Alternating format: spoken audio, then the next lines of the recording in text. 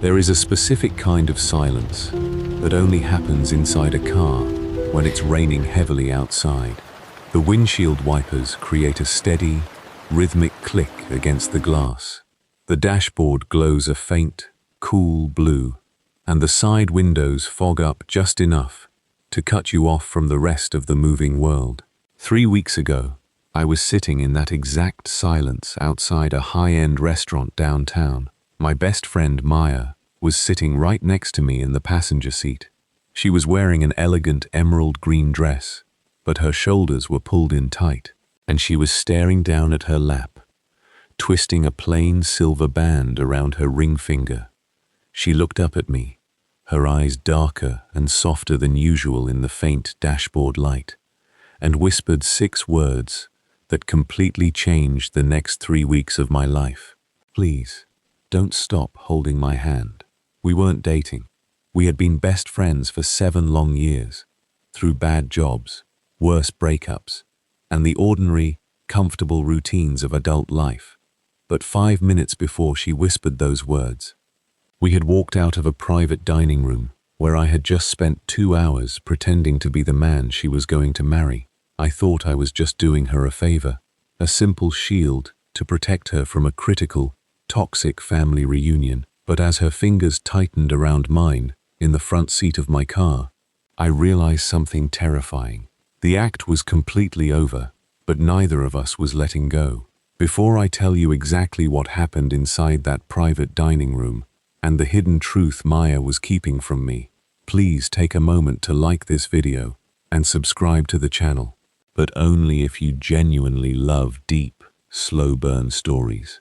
Also, drop your local time and city in the comments below. I personally read where you guys are listening from.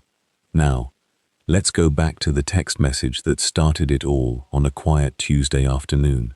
Maya and I met in our mid-20s, back when we were both working low-level corporate marketing jobs for a company that treated its employees like expendable data points.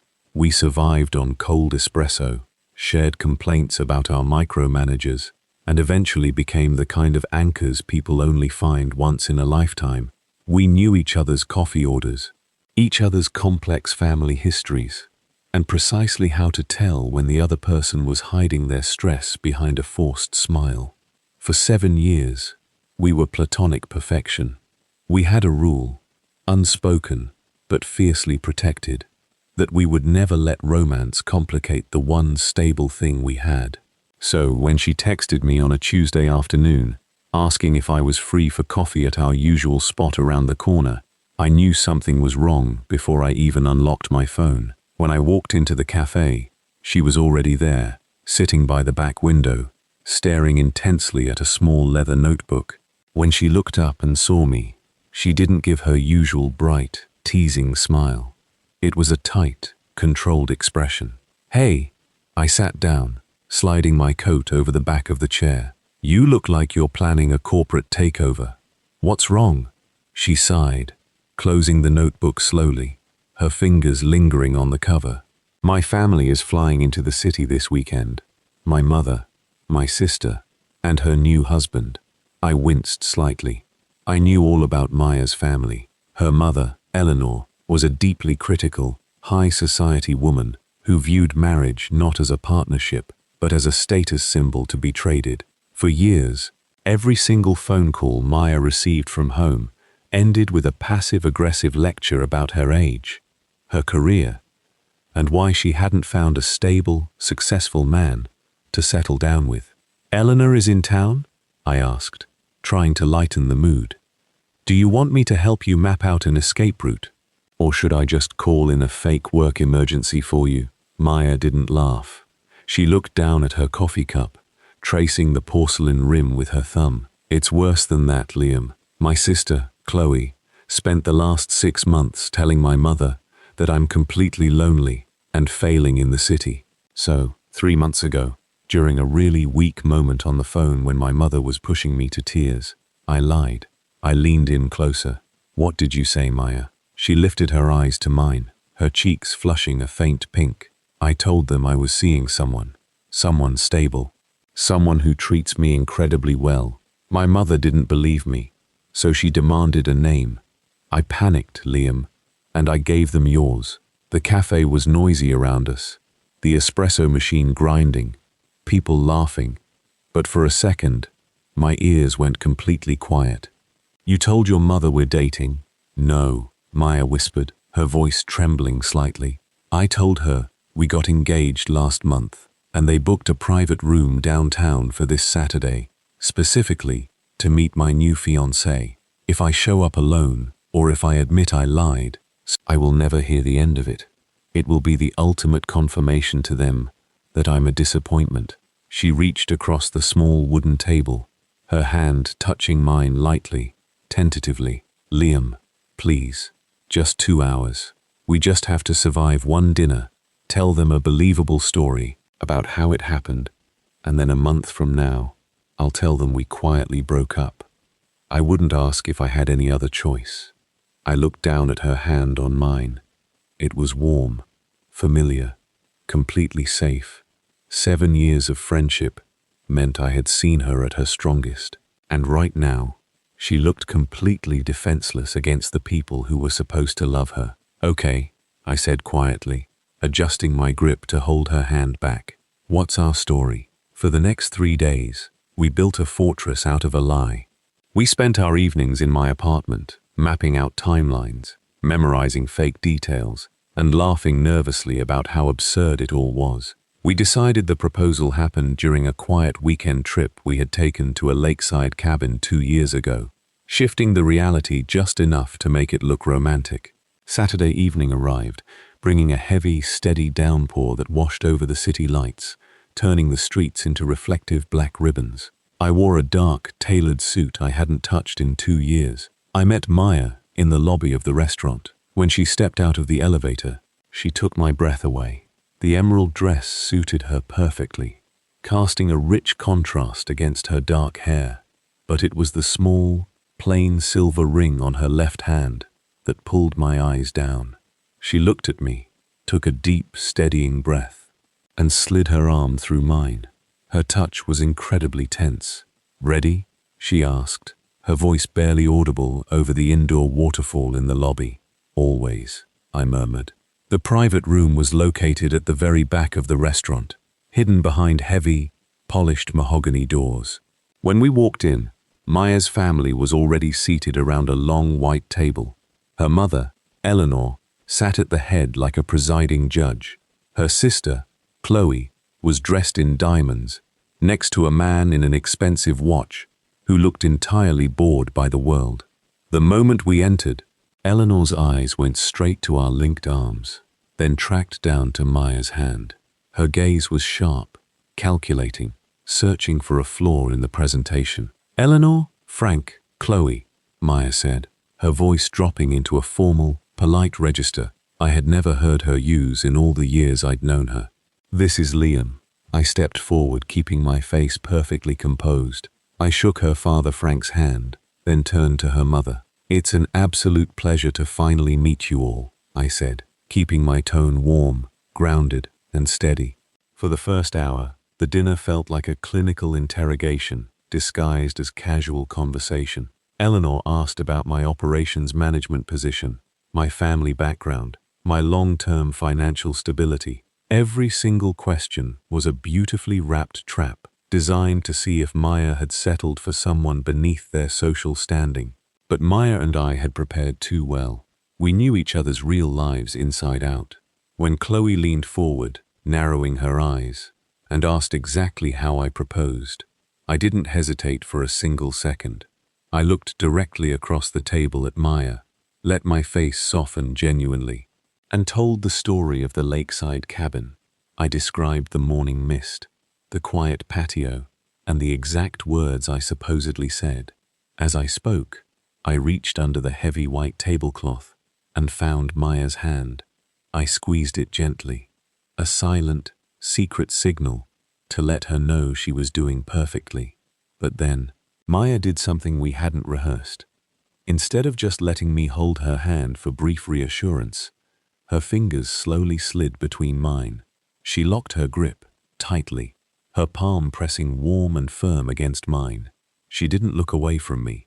Her eyes stayed completely fixed on my face, watching me speak with an intensity that didn't look like acting at all. Liam has this habit, Maya told the table, her voice dropping into a quiet, soft tone that made the rest of the loud restaurant fade into complete background noise. Whenever things get too loud or overwhelming, he just finds my hand. He doesn't say a word. He just lets me know he's right there. I've never had anyone do that for me before. The table went slightly quiet. Chloe cleared her throat, looking down at her plate, suddenly uncomfortable. Eleanor adjusted her pearls, her sharp expression twitching with the slight realization that she couldn't find a single crack in our front. For the rest of the evening, our hands stayed completely locked beneath the table. Every time I tried to gently loosen my grip, to reach for my wine glass or a napkin, Maya's fingers would tighten, holding me firmly in place. It wasn't the frantic, sweaty grip of someone afraid of being caught in a lie. It felt deliberate, steady, and deeply intentional. We survived the dinner. We said our polite, distant goodbyes under the restaurant's heavy canvas awning, watching Eleanor and the rest of them get into a private car. The performance was officially over. The lie had succeeded perfectly. We walked through the pouring rain to my car parked in the back corner of the lot. We got inside, closed the heavy doors, and the sound of the city rain was instantly replaced by the steady, muffled drumming of water on the roof. I started the engine, turned on the heater, and let out a long, exhausted breath. "We did it," I said, turning my head to look at her. "Your mother looked completely speechless by the dessert course. You're officially safe, Maya." Maya didn't answer me. She didn't take off her damp coat. She just sat there, staring blankly at the blue light of the dashboard, her hands resting on her lap. "Maya," I reached out, thinking she was just emotionally drained from the performance. That was when she slowly turned her head toward me. Her eyes were exceptionally bright, filled with a quiet, heavy emotion that had been silently building all evening. She didn't say thank you. She didn't talk about how well we lied. She just reached across the center console, took my right hand in both of hers, and pulled it close to her chest. "Please, don't stop holding my hand, Liam," she whispered, her voice cracking slightly. I stared at her, my heart suddenly beating hard against my ribs, sending a sudden warmth through my chest. "Maya, the dinner is over. They're gone. You don't have to play the part anymore." "I know," she said, her voice dropping lower as she looked down at our joined fingers. "But when you were talking to my mother, when you were telling that story about the cabin, I wasn't acting anymore. And looking at you, I don't think you were either." The silence in the car grew incredibly heavy, thick with years of unspoken words. For 7 years, we had built a massive, invisible wall between us, labeled friendship. We had protected that wall fiercely because we were terrified that if we crossed it, if we admitted there was something deeper, we would lose the only stable anchor we had in our lives. But tonight, by pretending to love each other in front of a room full of critical strangers, we had accidentally torn the entire structure down. I looked at her face, the way the rain-streaked side window cast moving, fluid shadows across her skin. I didn't pull my hand back. Instead, I slowly turned my palm up, locking my fingers back through hers, exactly the way I had under the restaurant table. I wasn't acting, I admitted quietly, the words feeling incredibly light now that they were out in the open. A single tear ran down her cheek, but a small, real smile finally came through. She leaned her head back against the headrest, her grip tighter than it had been all night. We stayed in that dark parking lot for a long time, listening to the steady rhythm of the rain, not saying another word. We didn't need to. The silent agreement had been signed, and for the first time in 7 years, neither of us was looking for an escape route.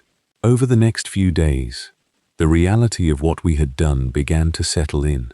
It wasn't an awkward shift, like I had always feared it would be. Instead, it felt like a missing piece of a puzzle sliding into place. The casual texts we exchanged throughout the day took on a new meaning. The way we stood close to each other when we met for dinner felt different, more grounded.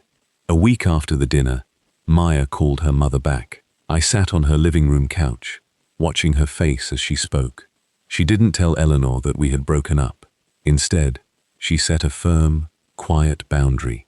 She told her mother that we were taking our time, doing things completely on our own terms, and that she didn't need any outside approval for her life choices anymore. When she hung up the phone, she looked at me and let out a long breath, her shoulders dropping in pure relief.